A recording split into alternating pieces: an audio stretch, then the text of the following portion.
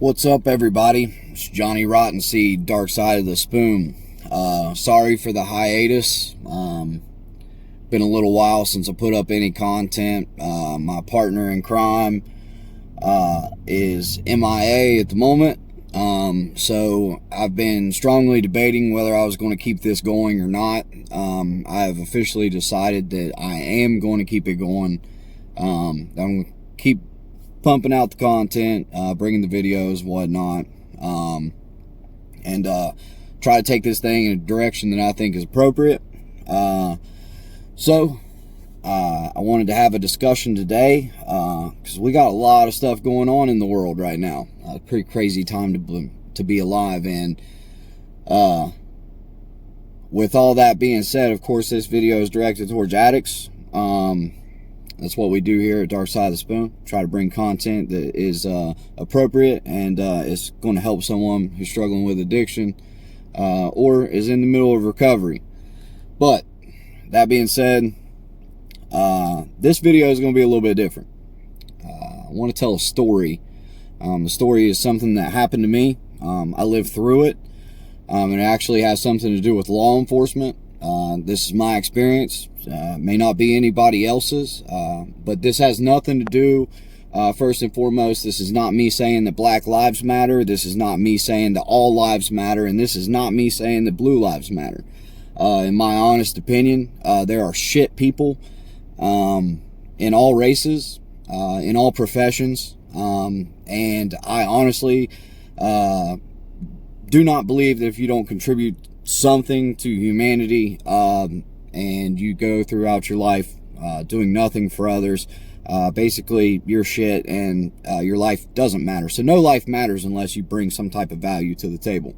That being said, like I said, this is not a promotional video for law enforcement. It's not a promotional video for Black Lives Matter. It's not a promotional video for All Lives Matter. This is just a story that happened to me that changed my life in a better direction.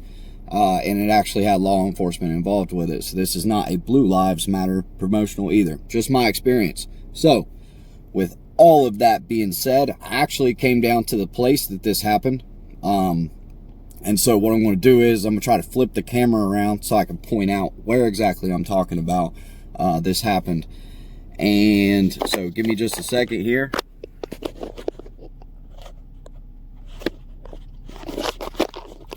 Alright, we're going to do it this way. So if we're looking down the street right here, if you can see the tan place right there, that place is the place that I'm talking about in the video. In November 3rd, 2014, law enforcement came in that door at the bottom apartment. I was the person that they were looking for. They kicked in the door. They come in SWAT style. They busted down the front door, the back door, came in, guns drawn, semi-automatic weapons, you know, ARs, pistols, the whole nine. There was federal marshals, the task force here in this area, the whole nine. They were there to get me for trafficking in heroin, because not only was I an addict, but I was also a dealer to support my habit. So they came in there looking for me because I was selling heroin, and what ensued after the fact was a pretty crazy thing. So what happened was they come in the door, broke it down. My girlfriend at the time, they got her cuffed up in the living room, and they got me cuffed up in the kitchen. And I guess I wasn't answering the questions that they were asking me the way that I wanted them to. And at a certain point, a federal marshal, remember, I'm still in cuffs, standing there in the kitchen. The federal marshal decided he did not like my answers, and he decided to commence to beating my ass. So he kicked my legs out from underneath me, slammed my face off the linoleum in there in the kitchen. He left me with, eventually I had 16 stitches over my eyebrow. My left eyebrow was laid over top of my eye, and I had my nose broken in 3 places, face all bruised up, all beat up. So as he commenced the beating on me, and still asking me questions and not getting the answers that he wanted, he decided to put his knee in my back, grab my hair, and cram my already broken nose into the linoleum as hard as he could. And at some point while this is going on, one of the guys from the task force, a guy by the name of Sergeant Blackburn, came in the room and told the marshal to get off of me.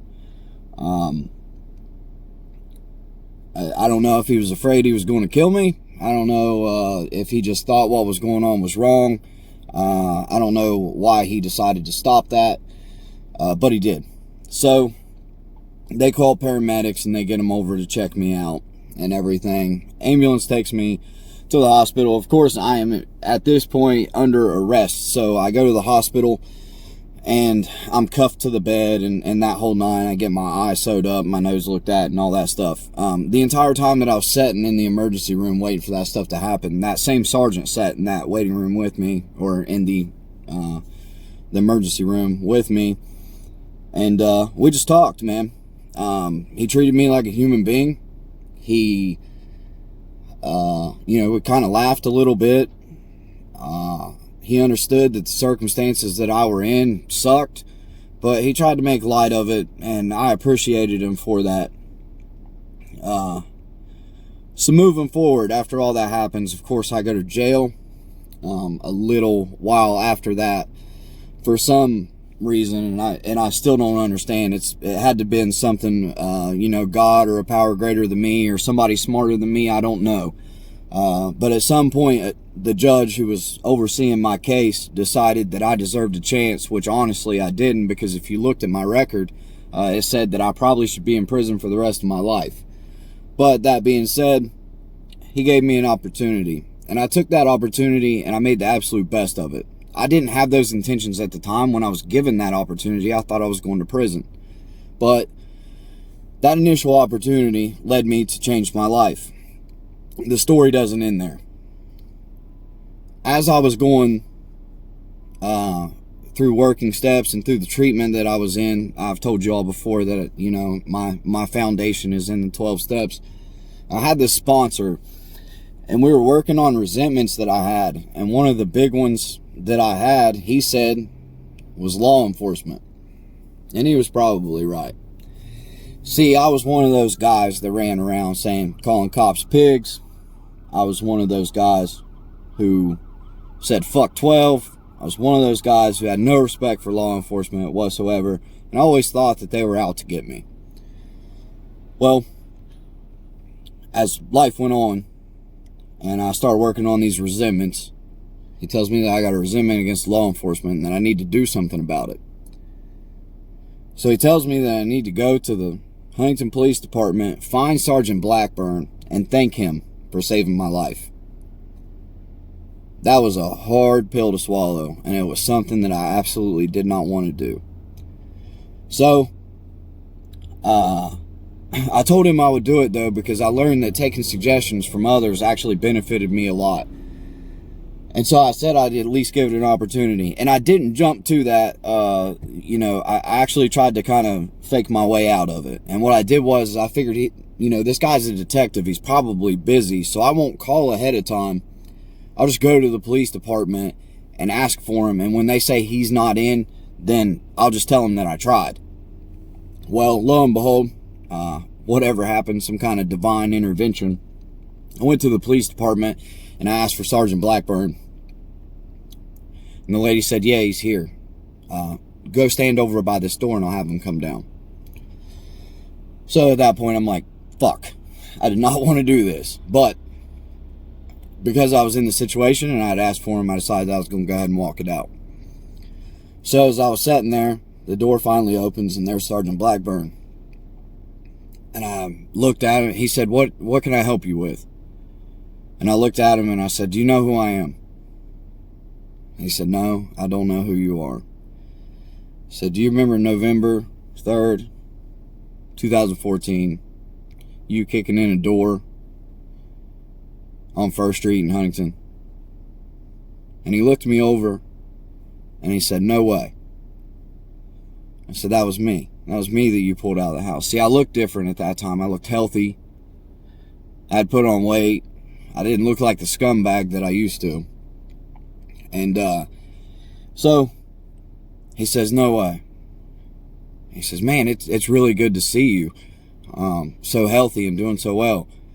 And I kind of went through and I explained to him what I do now, that I work to help others in addiction. And I told him, and I finally stopped and I said, I just wanted to let you know that I wanted to thank you for saving my life. And to see the look on the man's face, you could tell that he had a wholehearted appreciation for what I had just said. And it didn't stop there. He said, well, the other detective who was working that case, he's actually upstairs. Why don't you follow me up there? So they take me up there to the office, and there was another detective up there by the name of Malkov, and they both spoke with me, and they were treating me like a human. And they ended up telling me that they appreciated me coming in. And Mr. Blackburn, Detective Blackburn, he also said, hey, the guys from SWAT just got back. Let's go check them out. So they take me over there, introduce me to the people that broke down my door. And they all shook my hand, treated me with respect. And each and every one of them told me one thing. And this one thing changed my opinion of them. And it also changed my life a little bit. Each one of them thanked me because they said they never get to see the good side of things. They told me all they ever see is the doors getting kicked in. They only see the drugs. They only see the money. They only see the guns. They only see children torn from their parents, torn from the homes. They only see the bad and they never see the good. No one ever comes back and shows them that what they're doing is important. And that some people make it out and do better things with their lives. So that changed me, man. I understood that these were human beings and they got a tough job. They did invite me back, and I will say that I still have never went back. That may be too big of a push for me, but you know, in that moment I realized that they just had a job to do. They were doing their job when they came in. And I remind you that federal marshal was beating the shit out of me. And Sergeant Blackburn stopped him. I have a lot of respect for that man. I have a lot of respect for law enforcement now. But don't get me wrong. As I said before, there are shit people in all walks of life. There are bad cops. I'm not going to go into the George Floyd stuff and all that. There are bad cops. But all I'm saying is here locally in my area, in Huntington, West Virginia, there are some damn good ones. And I believe that to be all the way across the country. So if you're an addict, I know we have a bias on our opinions of law enforcement. But one thing I will tell you is that my dealings with law enforcement since I've been clean have changed. What I've come to learn is when I'm not doing anything to get in trouble, they don't bother me. You know, when I get pulled over, my car is legal. I am legal. I have a driver's license. I have nothing to worry about. I treat the man with respect. They usually treat me with respect, and I go on my way. So, as I said in the beginning of this video, this is not a push for Blue Lives Matters. It's not a push for Black Lives Matter. It's not a push for All Lives Matters. To be completely honest with you, I give a fuck about all of that. What I'm saying is this is my personal experience with law enforcement.